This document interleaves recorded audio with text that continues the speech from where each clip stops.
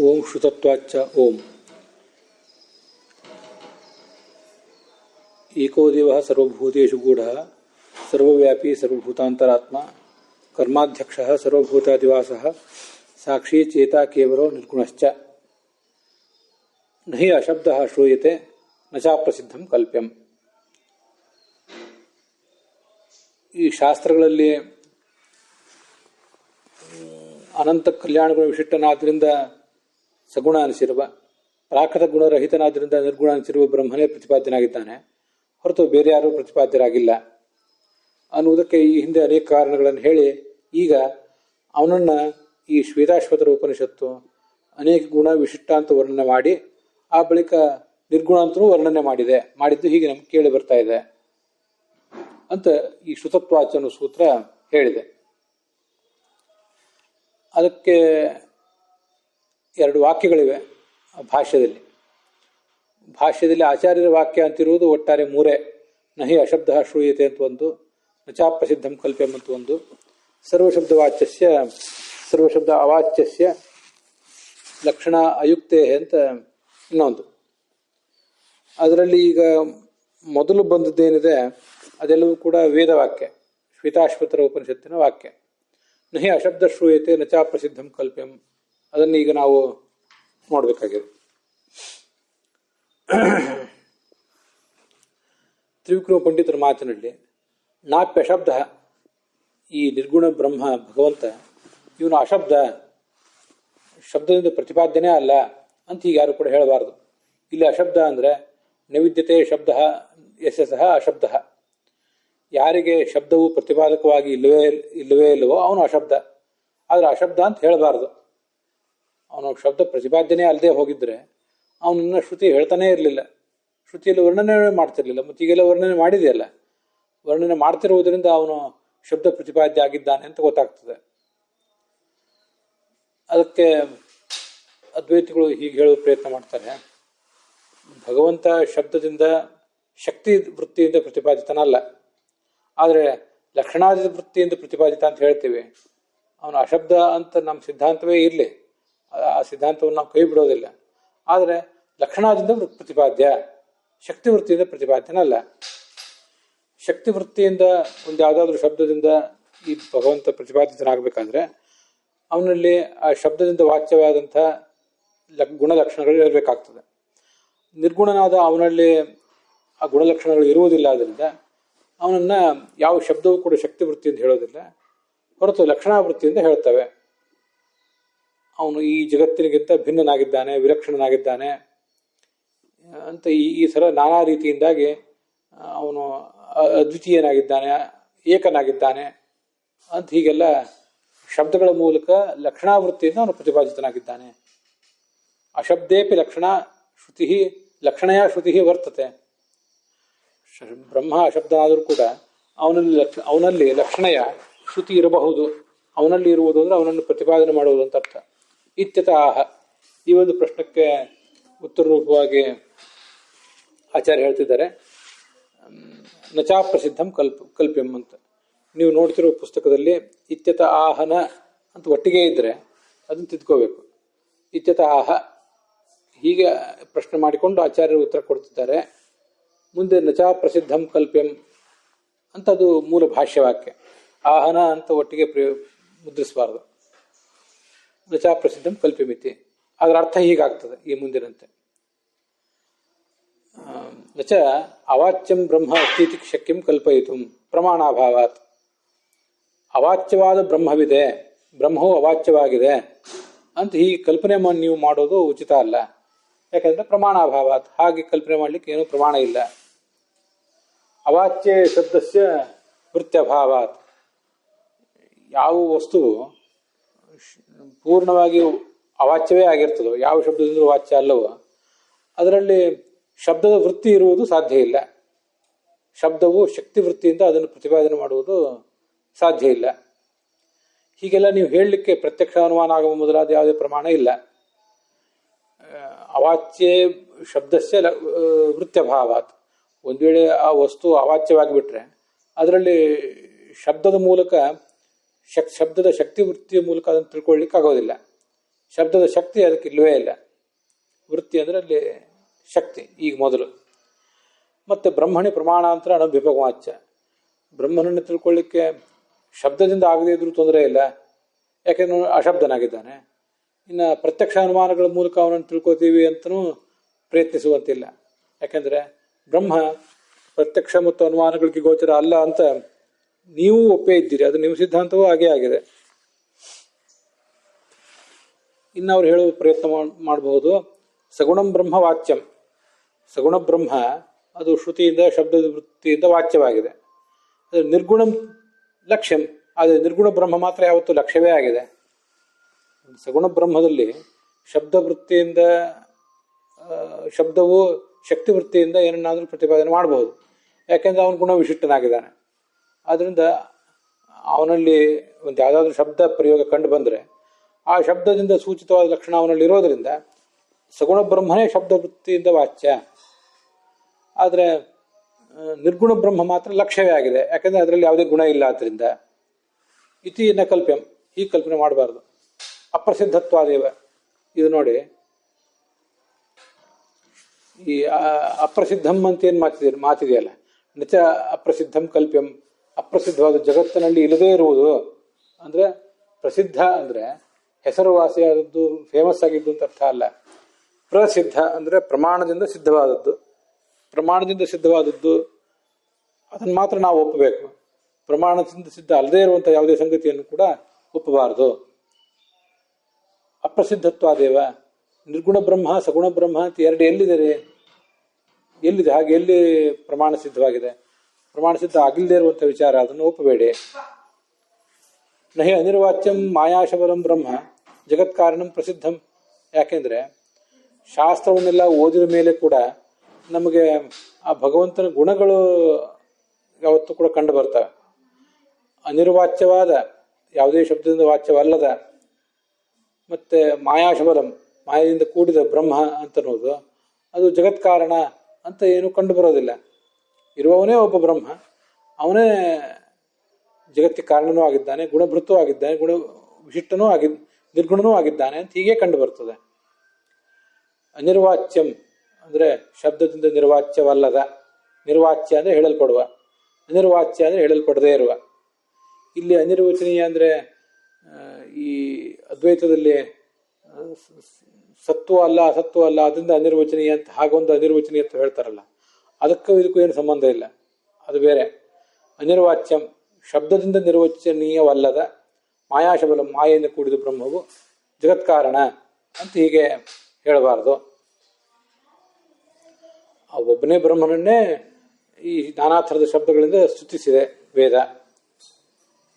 ಹೀಗೆ ಪ್ರಸಿದ್ಧ ಅಲ್ಲದೇ ಇರುವಂಥ ಸಂಗತಿಯನ್ನು ನೀವು ಹೇಳಬಾರದು ಎಲ್ಲಿಯೂ ಕೂಡ. ನಚ ಜ್ಞಾನಾನಂದಾದಿ ಗುಣಶೂನ್ಯಂ ನಿರ್ಗುಣಂ ಬ್ರಹ್ಮ, ನಿರ್ಗುಣಂ ಶುದ್ಧಂ ಬ್ರಹ್ಮ ಪ್ರಸಿದ್ಧಂ. ಅನಿರ್ವಾಚ್ಯವಾದ ಸಗುಣ ಬ್ರಹ್ಮವೂ ಪ್ರಸಿದ್ಧವಲ್ಲ, ಹಾಗೆ ನಿರ್ಗುಣ ಬ್ರಹ್ಮವೂ ಪ್ರಸಿದ್ಧವಲ್ಲ. ಜ್ಞಾನಾನಂದಾದಿ ಗುಣಶೂನ್ಯವಾದ ನಿರ್ಗುಣವಾದ ಶುದ್ಧ ಬ್ರಹ್ಮ ಅಂತನ್ನುವುದು ಇದೇ ಅನ್ನಲಿಕ್ಕೆ ಯಾವುದೇ ಆಧಾರವೂ ಇಲ್ಲ. ನೋಡಿ, ಆಚಾರ್ಯರು ತಮ್ಮ ಮಾತಿನಲ್ಲಿ ನಚ ಅಪ್ರಸಿದ್ಧಂ ಕಲ್ಪ್ಯಂ, ಅಪ್ರಸಿದ್ಧವಾದನ್ನು ಯಾವತ್ತೂ ಕಲ್ಪನೆ ಮಾಡಬಾರ್ದು. ಅಪ್ರಸಿದ್ಧವಾದದ್ದು ಈ ಸಗುಣ ಬ್ರಹ್ಮ, ಅಪ್ರಸಿದ್ಧವಾದ ನಿರ್ಗುಣ ಬ್ರಹ್ಮ, ಈ ಎರಡೆರಡು ಥರದ ಬ್ರಹ್ಮಗಳ ಅಸ್ತಿತ್ವವನ್ನು ಇವು ಯಾವುದನ್ನೂ ಕಲ್ಪನೆ ಮಾಡಬಾರ್ದು. ಪ್ರಮಾಣ ಸಿದ್ಧ ಅಲ್ಲದೇ ಇರುವಂಥ ಯಾವ ಸಂಗತಿಯನ್ನೂ ಒಪ್ಪಬಾರದು ಅಂತ ಆಚಾರ್ಯ ಹೇಳಿರೋ ಮೂಲಕ ಅಪ್ರಸಿದ್ಧಂ ಕಲ್ಪ್ಯಂ ಅಂತ ಅನ್ನೋದಕ್ಕೆ ನಚ ಅಪ್ರಸಿದ್ಧಂ ಕಲ್ಪ್ಯಂ ಅನ್ನೋ ಮಾತಿಗೆ ತ್ರಿವಿಕ್ರಮ ಪಂಡಿತರು ಹೀಗೆ ಬೇರೆ ಬೇರೆ ಥರದ ಅರ್ಥಗಳನ್ನು ಹೇಳುವ ಪ್ರಯತ್ನ ಮಾಡಿದ್ದಾರೆ.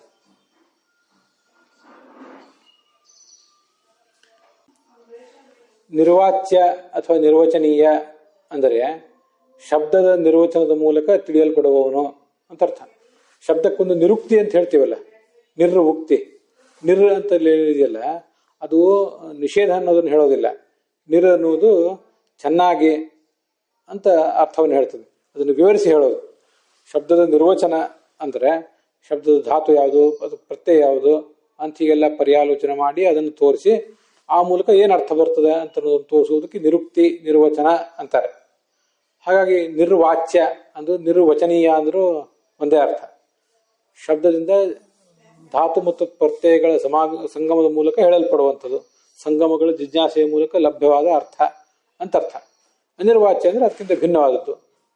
ಅನಿರ್ವಾಚ್ಯ ಅನ್ನೋದು ಅನ್ನೋದು ನಿಷೇಧಾರ್ಥಕ, ಅನ್ನೋದು ನಿಷೇಧಾರ್ಥಕ ಅಲ್ಲ. ಅದು ಚೆನ್ನಾಗಿ ಆಳವಾಗಿ ಅಂತ ಹೀಗೆ ಅರ್ಥವನ್ನು ತೋರಿಸ್ತದೆ. ನಚ ಅಪ್ರಸಿದ್ಧಂ ಕಲ್ಪ್ಯಂ ಅಂತ ಏನು ಆಚಾರ ಮಾತಿದೆಯಲ್ಲ, ಅದನ್ನ ಮತ್ತಷ್ಟು ಹಿಗ್ಗಿಸಿಕೊಂಡಿದ್ದಾರೆ ತ್ರಿವಿಕ್ರಮ ಪಂಡಿತರು. ಮತ್ತಷ್ಟು ಅರ್ಥಗಳನ್ನು ಅದಕ್ಕೆ ಹೇಳ್ತಾರೆ. ನಚತಸ್ಯ ನಿರ್ಗುಣಸ್ಯ ಲಕ್ಷ್ಯತ್ವ, ನಿರ್ಗುಣ ಬ್ರಹ್ಮ ಅಂತ ಅನ್ನೋದೊಂದು ಇದೆ ಅಂತ ಅನ್ನೋದಕ್ಕೆ ಪ್ರಮಾಣ ಇಲ್ಲ. ಅದು ಲಕ್ಷ್ಯ ಇದೆ, ಅದು ಲಕ್ಷ್ಯವಾಗಿದೆ, ಶಬ್ದಗಳಿಂದ ಲಕ್ಷಣಾವೃತ್ತಿಯಿಂದ ಪ್ರತಿಪಾದಿತ ಆಗಿದೆ ಅನ್ನೋದಕ್ಕೂ ಯಾವುದೇ ಪ್ರಮಾಣ ಇಲ್ಲ. ಅದನ್ನು ನೀವು ಹಾಗೆ ಕಲ್ಪನೆ ಮಾಡಬೇಡಿ, ನೀವು ಅದನ್ನು ಒಪ್ಪಬೇಡಿ. ಯಾಕೆಂದ್ರೆ ವಾಚ್ಯ ಸಂಬಂಧಾಯತ್ತಾಯ ಲಕ್ಷಣಾವೃತ್ತೇ ಅಸಂಗೇ ತಸ್ಮಿನ್ ಅಸಂಭವಾತ್. ಈ ಬ್ರಹ್ಮ ಶಬ್ದಗಳ ಮೂಲಕ ಲಕ್ಷಣಾವೃತ್ತಿಯಿಂದ ಪ್ರತಿಪಾದಿತನಾಗಲಿಕ್ಕೆ ಸಾಧ್ಯ ಇಲ್ಲ. ಯಾಕೆ ಅಂತಂದ್ರೆ ಲಕ್ಷಣಾವೃತ್ತಿಯಿಂದ ಒಂದು ಯಾವುದಾದ್ರೂ ವಸ್ತು ಒಂದು ಶಬ್ದದ ಮೂಲಕ ಪ್ರತಿಪಾದಿತ ಆಗುವುದು ಹೇಗೆ ಅನ್ನೋದನ್ನು ಸ್ವಲ್ಪ ಮನವರಿಕೆ ಮಾಡ್ಕೊಳ್ಳೋಣ. ಗಂಗಾಯಾಮ್ ಘೋಷ ಅಂತಾರೆ, ಅಂದ್ರೆ ಗಂಗಾ ನದಿಯಲ್ಲಿ ಹಳ್ಳಿ ಇದೆ ಅಂತ. ಗಂಗಾ ನದಿಯಲ್ಲಿ ಹಳ್ಳಿ ಇದೆ ಅಂತ ಹೀಗೆ ಅರ್ಥ ಬಂದಾಗ ಅಲ್ಲಿ ಗಂಗಾ ಎಂಬ ಶಬ್ದಕ್ಕೆ ಗಂಗಾ ಪ್ರವಾಹ ಅಂತ ಅರ್ಥ, ಶಕ್ತಿ ವೃತ್ತಿಯಿಂದ ಗಂಗಾ ಪ್ರವಾಹ ಅಂತ ಅರ್ಥ, ಮತ್ತೆ ಲಕ್ಷಣಾವೃತ್ತಿಯಿಂದ ಗಂಗಾ ನದಿ ತೀರ ಅಂತ ಅರ್ಥ. ಈ ತೀರ ಅನ್ನುವ ಅರ್ಥ ಹೇಗೆ ಅಲ್ಲಿ ಪ್ರತಿಪಾದಿತ ಆಗ್ತದೆ ಅದನ್ನು ಸ್ವಲ್ಪ ಗಮನಿಸಬೇಕು. ವಾಚ್ಯ ಸಂಬಂಧಾಯತ್ತಾಯ ಲಕ್ಷಣಾವೃತ್ತೇ, ಲಕ್ಷಣಾವೃತ್ತಿ ಅನ್ನೋದು ವಾಚ್ಯದ ಸಂಬಂಧವನ್ನ ಅವಲಂಬಿಸಿಕೊಂಡಿದೆ, ಸಂಬಂಧದ ಅಧೀನವಾಗಿದೆ. ಗಂಗಾ ಎಂಬ ಶಬ್ದದಿಂದ ಶಕ್ತಿ ವೃತ್ತಿಯಿಂದ ವಾಚ್ಯವಾದದ್ದು ಯಾವುದು? ಗಂಗಾ ಪ್ರವಾಹ. ಆ ಗಂಗಾ ಪ್ರವಾಹದ ಸಂಬಂಧ ಅಂತನ್ನುವುದು ತೀರಕ್ಕಿದೆ. ತೀರ ಆ ಗಂಗಾ ನದಿಯ ಪ್ರವಾಹಕ್ಕೆ ಹೊಂದಿಕೊಂಡಿರುವುದರಿಂದ ಅವರು ಆ ಥರ ಶಬ್ದ ಪ್ರಯೋಗ ಮಾಡಿದ್ದಾರೆ. ಗಂಗಾ ನದಿಯ ತೀರದಲ್ಲಿ ನಮ್ಮ ಹಳ್ಳಿ ಇದೆ ಅಂತ ಹೇಳೋದಕ್ಕಿಂತ ನಮ್ಮ ಹಳ್ಳಿ ಗಂಗಾ ನದಿಯಲ್ಲೇ ಇದೆ ಅಂತ ಹೇಳಿಬಿಟ್ರೆ ಕೇಳುವವರಿಗೆ ಅದು ಅಷ್ಟು ಸಮೀಪ ಇದೆ ಅಂತ ಹೇಳಿದಂಗೆ ಆಗ್ತದೆ. ಗಂಗಾ ನದಿಯಲ್ಲೇ ಇದೆ ಅಂತ ಹೇಳಿದ್ರಿಂದ ಅಷ್ಟು ಸಮೀಪ ಇದೆ, ಅಷ್ಟು ಪವಿತ್ರವಾಗಿದೆ, ಗಂಗಾ ನದಿ ಹೋಗ್ಲಿಕ್ಕೆ ಅಷ್ಟು ಸುಲಭ. ಈ ವ್ಯವಹಾರದಲ್ಲಿ ಕೂಡ ಆ ಥರ ಮಾಡ್ತಿರ್ತಾರೆ. ನದಿಯ ಬಡ್ಡೆಯಲ್ಲೇ ಇದೆ ನಮ್ಮೂರು ಅಂತ ಹೇಳ್ತಿರ್ತಾರೆ. ಬಡ್ಡೆ ಅಂತ ಕೆಲವು ಕಡೆ ಪ್ರಯೋಗ ಮಾಡ್ತಾರೆ, ಕೆಲವು ಕಡೆ ದಡ ಅಂತ ಪ್ರಯೋಗ ಮಾಡ್ತಾರೆ, ಕೆಲವು ಕಡೆ ಅದೂ ಇಲ್ಲ. ಶಬ್ದಗಳಿರುವುದು ಈ ಶಕ್ತಿ ವೃತ್ತಿಯಿಂದ ಪ್ರತಿಪಾದನೆ ಮಾಡುವುದು, ಲಕ್ಷಣಾವೃತ್ತಿಯಿಂದ ಪ್ರತಿಪಾದನೆ ಮಾಡುವುದು, ಆ ಥರದ ಶಬ್ದಗಳನ್ನು ಪ್ರಯೋಗ ಮಾಡುವುದು ಪಂಡಿತರು ಪಾಮರರು ಎಲ್ಲರೂ ಪ್ರಯೋಗ ಮಾಡ್ತಾರೆ. ಯಾಕೆಂದ್ರೆ ಶಬ್ದಗಳಿರುವುದು ಕೇಳುವವರಲ್ಲಿ ಒಂದು ಸ್ಪಷ್ಟವಾದ ಜ್ಞಾನ ಹುಟ್ಟಿಸೋದಕ್ಕಾಗಿ. ಅದಕ್ಕಾಗಿ ತೀರಾ ವ್ಯಾಕರಣಬದ್ಧವಾಗಿ ಹೀಗೇ ಇರಬೇಕು, ಈ ಥರನೇ ಶಬ್ದ ಪ್ರಯೋಗ ಮಾಡಬೇಕು ಅಂತ ಯಾರು ನಿಯಮಗಳನ್ನು ಮಾಡೋದು ಸಾಧ್ಯ ಇಲ್ಲ. ಖಂಡಿತವಾಗಿಯೂ ಈ ಲಕ್ಷಣಾವೃತ್ತಿಯಿಂದ ಅನೇಕ ಥರದ ವಾಕ್ಯಗಳನ್ನು ದೈನಂದಿನ ಜೀವನದಲ್ಲಿ ಕೂಡ, ಕೇವಲ ಶಾಸ್ತ್ರದಲ್ಲೆಲ್ಲ ದೈನಂದಿನ ಜೀವನದಲ್ಲಿ ಕೂಡ ಎಲ್ಲರೂ ಹೇರಳವಾಗಿ ಬಳಕೆ ಮಾಡ್ತಾರೆ. ಆದರೆ ಆ ಶಕ್ತಿ ವೃತ್ತಿಯಿಂದ ಲಭ್ಯವಾದ ಅರ್ಥಕ್ಕೂ ಮತ್ತೆ ಲಕ್ಷಣಾವೃತ್ತಿಯಿಂದ ಪ್ರತಿಪಾದಿತವಾಗಬೇಕಾದ ಇನ್ನೊಂದು ಅರ್ಥಕ್ಕೂ ಒಂದು ಸಂಬಂಧ ಇರಬೇಕು. ಅದು ಒಂದೊಂದು ಕಡೆ ಒಂದೊಂದು ರೀತಿಯ ಸಂಬಂಧ ಇರ್ತದೆ. ಗಂಗಾ ಪ್ರವಾಹ ಅನ್ನೋದು ಲಕ್ಷ್ಯಾರ್ಥ, ಅದರ ಸಂಬಂಧ ಅನ್ನೋದು ಗಂಗಾ ತೀರಕ್ಕಿದೆ. ಇದು ಲಕ್ಷಣಾವೃತ್ತಿಯಿಂದ ಲಭ್ಯವಾದ ಅರ್ಥ. ಮತ್ತೆ ಅಗ್ನಿ ಮಾಣವಕ ಅಂತ ಹೀಗೆ ಹೇಳಿದಾಗ ಈ ಹುಡುಗ ಇವನು ಮಾಣವಕ, ಇವನು ಅಗ್ನಿಯಾಗಿದ್ದಾನೆ ಅಂತ ಹೀಗೆ ಪ್ರತಿಪಾದನೆ ಮಾಡಿದಾಗ ಅಗ್ನಿಯಾಗಿರುವುದು ಒಂದು ಏನರ್ಥ? ಅಗ್ನಿ ಸದೃಶ ಆಗಿರುವುದು ಅಂತ ಅರ್ಥ. ಅದು ಅಲ್ಲಿ ಈ ಗಂಗಾ ಅಲ್ಲ ಅಗ್ನಿ ಎಂಬ ಶಬ್ದಕ್ಕೆ ಶಕ್ಯಾರ್ಥ ಏನು? ಅಗ್ನಿ ಅಂತ ಅರ್ಥ, ಫೈರ್ ಅಂತ ಅರ್ಥ. ಆ ಫೈರ್ನಲ್ಲಿ, ಅಗ್ನಿಯಲ್ಲಿ, ಬೆಂಕಿಯಲ್ಲಿ ಇರುವಂತಹ ಗುಣಗಳು, ತೇಜಸ್ವಿತ ಮೊದಲಾದ ಗುಣಗಳು ಲಕ್ಷಣಾವೃತ್ತಿಯಿಂದ ಲಭ್ಯದ ಅರ್ಥ. ಅದ್ಯಾವುದು? ಅಗ್ನಿಗೆ ಸದೃಶನಾದ ಆ ವ್ಯಕ್ತಿ ಅಂತ ಅರ್ಥ, ಅವನಲ್ಲಿದ್ದೇ ಇವೆ. ಹೀಗೆ ವಾಚ್ಯ ಅಂದ್ರೆ ಶಕ್ತಿ ವೃತ್ತಿಯಿಂದ ಪ್ರತಿಪಾದಿತವಾದ ಅರ್ಥ, ಅದರ ಸಂಬಂಧವನ್ನು ಅವಲಂಬಿಸಿಕೊಂಡಿದೆ ಲಕ್ಷಣಾವೃತ್ತಿ. ಎಲ್ಲಾ ಕಡೆಯೂ ಕೂಡ ಬೇಕಾಬಿಟ್ಟಿಯಾಗಿ ಲಕ್ಷಣ ಮಾಡ್ಲಿಕ್ಕೆ ಬರೋದಿಲ್ಲ. ಗಂಗಾಯಾಮ್ ಘೋಷ ಅಂತ ಯಾರೊಬ್ಬರು ಪ್ರಯೋಗ ಮಾಡಿದಾಗ, ಗಂಗಾ ನದಿಯಲ್ಲಿ ನಮ್ಮ ಹಳ್ಳಿ ಇದೆ ಅಂತ ಅರ್ಥ ಮಾಡಿದಾಗ, ಗಂಗಾ ಎಂಬ ಶಬ್ದಕ್ಕೆ ನಮ್ಮೂರು ನಿಮ್ಮೂರು ಅಂತ ಏನು ಅರ್ಥ ಮಾಡ್ಲಿಕ್ಕೆ ಬರೋದಿಲ್ಲಲ್ಲ. ನಮ್ಮೂರು ಎಲ್ಲೋ ಇದೆ, ನಿಮ್ಮೂರು ಮತ್ತೊಂದು ಕಡೆ ಎಲ್ಲೋ ಇದೆ. ಹಾಗೆ ಗಂಗಾ ಎಂಬ ಶಬ್ದಕ್ಕೆ ಗಂಗಾ ನದಿ ತೀರ ಅಂತ ಅರ್ಥ ಮಾಡ್ಬೋದು. ಯಾಕೆಂದ್ರೆ ಗಂಗಾ ಪ್ರವಾಹಕ್ಕೂ ತೀರಕ್ಕೂ ಸಂಬಂಧ ಇರೋದ್ರಿಂದ, ಅಷ್ಟು ನಿಕಟವಾದ ಸಂಬಂಧ ಇರೋದ್ರಿಂದ ಗಂಗಾ ತೀರೆ ಅಂತ ಹೇಳೋ ಬದಲು ಗಂಗಾಯಾಮ್ ಅಂತ ಹೇಳಿದ್ದಾನೆ. ನಮ್ಮೂರಿಗೂ ನಿಮ್ಮೂರಿಗೂ ಗಂಗಾ ನದಿಗೆ ಸಂಬಂಧ ಸಂಬಂಧ ಇದೆ.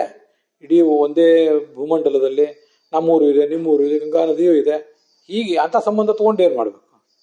ಹಾಗಾದ್ರೆ ಅರ್ಥ ಆಗೋದು ಹೇಗೆ? ಗಂಗಾಯಂ ಘೋಷ ಅಂತ ಹೇಳಿದಾಗ ಗಂಗಾ ನದಿಯಲ್ಲೇ ಹಳ್ಳಿ ಇರೋದು ಸಾಧ್ಯ ಇಲ್ಲ, ಗಂಗಾ ನದಿಯ ತೀರದಲ್ಲಿ ಹಳ್ಳಿ ಇರ್ತದೆ ಅಂತ ಕೇಳೋದಕ್ಕೆ ತಿಳಿದಿತ್ತು. ಅದಕ್ಕೆ ನಮ್ಮೂರು ನಿಮ್ಮೂರು ಅಂತ ಅರ್ಥ ಆಗೋದಾದ್ರೆ ಕೇಳುಗರಿಗೆ ಅದು ಅರ್ಥನೇ ಆಗೋದಿಲ್ಲ.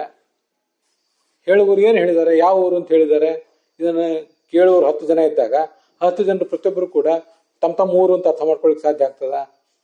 ಇದು ಸಾಧ್ಯನಾ? ಸಾಧ್ಯ ಅಲ್ಲ. ಆದ್ರಿಂದ ಶಕ್ಯಾರ್ಥಕ್ಕೂ ಲಕ್ಷಣಾರ್ಥಕ್ಕೂ ಒಂದು ತೀರಾ ಸಮೀಪದ ಸಂಬಂಧ ಇರಬೇಕು. ಹಾಗೆ ಈಗ ಇದು ನಾವು ದೃಷ್ಟಾಂತದಲ್ಲಿ ನೋಡುವಂಥ ವಿಚಾರ. ಈಗ ದಾರ್ಷ್ಟಾಂತಿಕವಾದ ಬ್ರಹ್ಮ ಮತ್ತು ವೇದ ಇದನ್ನು ನಾವು ಗಮನಿಸಿದರೆ ಇಲ್ಲಿ ಶಕ್ತಿ ವೃತ್ತಿಯಿಂದ ಪ್ರತಿಪಾದಿತವಾದ ಅರ್ಥ. ಶಕ್ತಿ ವೃತ್ತಿಯಿಂದ ಭಗವಂತನನ್ನು ಏನಂತ ಹೇಳ್ತಾ ಇವೆ ಎಲ್ಲ ಶಬ್ದಗಳು ಕೂಡ ಅವನು ಸಗುಣ ಅಂತ ಹೇಳ್ತಾ ಇವೆ. ಸರಿ, ಅವನು ಸೃಷ್ಟಿಕರ್ತ ಆಗಿದ್ದಾನೆ, ನಾಶಕರ್ತ ಆಗಿದ್ದಾನೆ, ಪಾಲನಕರ್ತ ಆಗಿದ್ದಾನೆ ಇತ್ಯಾದಿ ಅನೇಕ ರೀತಿಯಿಂದ ಅವನನ್ನು ವರ್ಣನೆ ಮಾಡಿವೆ. ಸರಿ, ಆ ಶಕ್ತಿ ವೃತ್ತಿಯಿಂದ ವಾಚ್ಯವಾದ ಅರ್ಥದ ಸಂಬಂಧ ಅನ್ನೋದು ಲಕ್ಷಣಾವೃತ್ತಿಯಿಂದ ವಾಚ್ಯವಾದ ನಿರ್ಗುಣ ಬ್ರಹ್ಮನಲ್ಲಿ ಇರಬೇಕು. ಸಗುಣ ಬ್ರಹ್ಮನ ಸಂಬಂಧ ಅಂತ ಅನ್ನೋದು ನಿರ್ಗುಣ ಬ್ರಹ್ಮನಿಗೆ ಇರಬೇಕು. ಆ ಸಗುಣ ಬ್ರಹ್ಮನ ಸಂಬಂಧ ನಿರ್ಗುಣ ಬ್ರಹ್ಮನಿಗೆ ಹೇಗಿರ್ಲಿಕ್ಕೆ ಸಾಧ್ಯ? ಅವನು ಅಸಂಗ ಅಲ್ವಾ? ಅಸಂಗ ಆದ್ರಿಂದ, ಸಂಘರಹಿತ ಆದ್ರಿಂದ ಒಂದು ಬೃಹದಾರಣ್ಯಕ ಉಪನಿಷತ್ನಲ್ಲಿ ಅಸಂಗೋಷಯಂ ಪುರುಷ ಅಂತಿದೆ. ಅದನ್ನು ಹಿಂದೆ ಅನೇಕ ಕಡೆ ಉದ್ಧರಿಸಿದ್ದಾರೆ. ನನಗೆ ಈಗ ನೆನಪಿಗೆ ಬಂತು ಅಂತ ಹೇಳಿದೆ. ಅಸಂಗನಾದ್ರಿಂದ ಅವನಲ್ಲಿ ಈ ಲಕ್ಷಣಾವೃತ್ತಿಯಿಂದ ಪ್ರತಿಪಾದಿತನಾಗಬೇಕಾದ ನಿರ್ಗುಣ ಬ್ರಹ್ಮನಲ್ಲಿ ಸಗುಣ ಬ್ರಹ್ಮನ ಸಂಬಂಧ ಇರುವುದು ಸಾಧ್ಯ ಇಲ್ಲ. ಒಂದು ಇವನು ಅಸಂಗನಾದ್ರಿಂದ, ಇನ್ನೊಂದು ಆ ಕಡೆ ಸಗುಣ ಬ್ರಹ್ಮ ಏನಿದೆಯಲ್ಲ ಅದೇ ಅಸತ್ತಾದ್ರಿಂದ ಅದನ್ನು ನಾವು ತಿಳ್ಕೋಬೇಕು. ಈಗ ನೋಡಿ, ನಮಗೆ ನಿಮಗೆ ಬೆಳ್ಳಿಯ ಸಂಬಂಧ ಇದೆ, ಬಂಗಾರದ ಸಂಬಂಧ ಇದೆ. ಯಾಕೆಂದ್ರೆ ಒಂದಿಷ್ಟು ದುಡಿದಿದ್ದೀವಿ, ಬೆಳ್ಳಿ ಸಂಪಾದನೆ ಮಾಡಿದ್ದೀವಿ, ಬಂಗಾರ ಸಂಪಾದನೆ ಮಾಡಿದ್ದೀವಿ, ಮನೆ ಸಂಪಾದನೆ ಮಾಡಿದ್ದೀವಿ. ನಮಗೂ ನಿಮಗೂ ಶುಕ್ತಿ ರಚಿತದ ಸಂಪರ್ಕ ಇದೆಯಾ? ಕಪ್ಪೆ ಚಿಪ್ಪಿನಲ್ಲಿ ಕಂಡ ಬೆಳ್ಳಿಯ ಸಂಬಂಧ ನಮಗೇ ಇದೆ. ಆ ಬೆಳ್ಳಿ ಇಲ್ಲ ಆದ್ರಿಂದ ಅಂತ ಬೆಳ್ಳಿಯ ಸಂಪರ್ಕ ಇದೆ ಅಂತ ಹೇಳೋದಕ್ಕೆ ಏನು ಅರ್ಥ ಇದೆ? ಹಗ್ಗದಲ್ಲಿ ಕಂಡ ಹಾವನ್ನ ನಾವೇನಾದ್ರು ಮುಟ್ಟುವುದು ಸಾಧ್ಯನಾ? ನೋಡಿ ಹೆದರ್ಕೊಂಡಿದ್ದೇವೆ ಹೊರತು ಅಸತ್ಯವಾದ ವಸ್ತುವಿನ ಸಂಬಂಧ ಇರುವುದೇ ಸಾಧ್ಯ ಇಲ್ಲ. ಸತ್ಯವಾದ ವಸ್ತುವಿಂದೇ ಸಂಬಂಧ ಇರಬೇಕು. ಸಂಬಂಧ ಇದೆ ಅನ್ನುವಾಗ ಎಲ್ಲಿ ಸಂಬಂಧ ಇದೆ, ಯಾವುದರಿಂದ ಸಂಬಂಧ ಇದೆ ಅಂತ 2 ಪ್ರಶ್ನೆ. ಯಾವುದರಿಂದ ಸಂಬಂಧ ಇದೆ ಅಂತ ಹೇಳ್ತೀವಲ್ಲ ಆ ವಸ್ತು ಸತ್ಯವಾಗಿರಬೇಕು. ಎಲ್ಲಿ ಸಂಬಂಧ ಇದೆಯೋ ಆ ವಸ್ತು ಆ ಸಂಘವನ್ನು ಸ್ವೀಕಾರ ಮಾಡಲಿಕ್ಕೆ ಯೋಗ್ಯವಾಗಿರಬೇಕು. ಈ ಕಡೆ ನಿರ್ಗುಣ ಬ್ರಹ್ಮ ಸಂಘವನ್ನು ಸ್ವೀಕಾರ ಮಾಡಲಿಕ್ಕೆ ಯೋಗ್ಯನೇ ಅಲ್ಲ, ಅಸಂಗ ಆದ್ದರಿಂದ. ಆ ಕಡೆ ಯಾವುದರಿಂದ ಸಂಘ ಆಗಬೇಕಾಗಿದೆಯೋ ಅಂಥ ಈ ಸಗುಣ ಬ್ರಹ್ಮ ಅದು ಅಸತ್ಯ ಆಗಿದೆ. ಅಸತ್ಯ ಆಗಿರುವುದರಿಂದ ಈ ಸಂಬಂಧವೇ ಕೂಡೋದಿಲ್ಲ ಅಂತ ಅರ್ಥ. ಇಲ್ಲಿ ತ್ರಿವಿಕ್ರಮ ಪಂಡಿತರು ಹೇಳಿರೋದು ಅಸಂಗೆ ಅಂತ. ಎಲ್ಲಿ ಸಂಬಂಧ ಇದೆಯೋ ಹೇಳಬೇಕಾಗಿದೆಯೋ ಅಂಥ ನಿರ್ಗುಣ ಬ್ರಹ್ಮ ಅಸಂಗನಾಗಿದ್ದಾನೆ ಅಂತ. ಎಲ್ಲಿಂದ ಸಂಘ ಬರಬೇಕಾಗಿದೆಯಲ್ಲ ಆ ವಸ್ತು ನೋಡಿ ತಗೊಂಡಿಲ್ಲ. ಅದೊಂದು ಎಕ್ಸ್ಟ್ರಾ ನನ್ನ ಆಲೋಚನೆ. ಅವಿದ್ಯಾ ಸಂಕಲ್ಪಿತ ಸಂಬಂಧಾಭ್ಯುಪಗಮೆ ಸಗುಣತ್ವ ಪ್ರಸಂಗಾತ್. ಬ್ರಹ್ಮ ಮೂಲತಃ ಅಸಂಗನೇ, ನಿರ್ಗುಣ ಬ್ರಹ್ಮ ಅಸಂಗನೇ. ಅವನು ಆ ಅಸಂಗನಾದ್ರೂ ಕೂಡ ಅವನಲ್ಲಿ ಈ ಶಕ್ಯಾರ್ಥದ ಸಂಬಂಧ ಹೇಗೆ ಬಂತು ಅಂದ್ರೆ ಈ ಅವಿದ್ಯೆಯಿಂದ ಕಲ್ಪಿತವಾದ ಸಂಬಂಧ ಬರಬಹುದು. ವಾಸ್ತವಿಕವಾದ ಸಂಬಂಧ ಬರಬೇಕಾದ್ರೆ ತುಂಬಾ ವಿಚಾರ ಮಾಡ್ಬೇಕಾಗ್ತದೆ, ಅದಕ್ಕೆ ಹೇಗೆ ಬಂತು ಏನು ಅಂತ. ವಾಸ್ತವಿಕವಾದ ಸಂಬಂಧ ಅಲ್ಲ ಅದು, ಅವಿದ್ಯೆಯಿಂದ ಮಾಯೆಯಿಂದ ಕಲ್ಪಿತವಾದ ಸಂಬಂಧ ನಿರ್ಗುಣ ಬ್ರಹ್ಮನಿಗೆ ಬಂತು ಅಂತ ಹೇಳಲಿಕ್ಕೆ ಹೊರಟಿದ್ದಾರೆ ಅವರು ವಾದ ಮಾಡುವ ಭರದಲ್ಲಿ. ಅದಕ್ಕೆ ನಾವು ಹೇಳ್ತೀವಿ ಅಲ್ರಿ, ಅವಿದ್ಯೆಯಿಂದ, ಅವಿದ್ಯೆ ಅಂದ್ರೆ ಮಾಯಾ, ಆ ಮಾಯೆಯಿಂದ ಕಲ್ಪಿತವಾದ ಸಂಬಂಧ ಬರುವುದು ಯಾರಿಗೆ? ಸಗುಣ ಬ್ರಹ್ಮನಿಗೆ ಬರ್ಲಿಕ್ಕೆ ಸಾಧ್ಯ. ನಿರ್ಗುಣ ಬ್ರಹ್ಮನಿಗೆ ಹಾಗೆ ಬರ್ಲಿಕ್ಕೆ ಸಾಧ್ಯನಾ? ನಿರ್ಗುಣ ಬ್ರಹ್ಮನನ್ನು 100% ಅಸಂಗ ಅಂತ ನೀವು ಅನ್ಬೇಕು.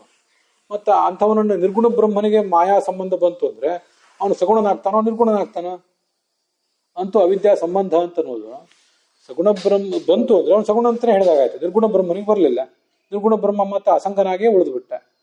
ಅದರಿಂದ ಆ ವಿಷಯವೂ ಸರಿಯಲ್ಲ ಅಂತ ಅಭಿಪ್ರಾಯ. ಅಲ್ಲಿಗೆ ಇವತ್ತಿನ ಈ ಭಾಗ ಸಮಾಪ್ತ ಆಗಿದೆ.